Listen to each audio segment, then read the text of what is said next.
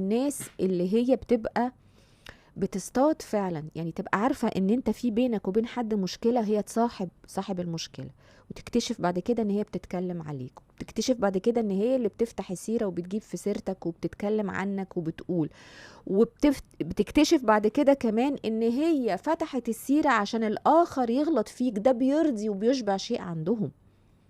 الناس اللي مش سالكة بتبقى عايزة كده، وعمرها ما هتنصفك. هي بالعكس، هي هتبقى بتزود دايما ان صورتك تطلع مش لطيفة، بس هتيجي قدامك بعيد عن دول طبعا. انت حبيبي، انا ده انت اقرب واحد ليا، ده انت عشرة العمر، ده انت. بس هي الشخصيات دي مش بتبقى عارفة ان الدنيا صغيرة. انا بستغرب على نسبة الغباء برضو اللي بتبقى عندهم. هي اوضة وصالة، فالحديث الثنائي اللي انتوا بتجيبوا فيه سيرة شخصية تانية لا بيوصل لها، وبتعرف توصل لكم ان هو وصل لها، وبتعرف تحطكم في حجمكم حتى لو انتوا عشرة عمر، لان انتوا سمحتوا لنفسكم ان انتوا تبيعوا العشرة دي. مين يشتريكم؟ خلاص.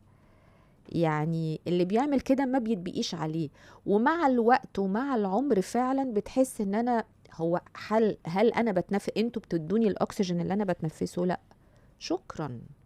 بنريح نفسنا على طول. الناس اللي مش سالكة اعرفوها على طول. الشخص اللي بيبقى عارف ومتأكد، لان هو مادام صاحبك عارف قلبك وبيتك وطبعك ومبادئك واخلاقك، اول ما تلاقيه واقف مع شخص بيضرك، اذاك، جرحك، ابعد.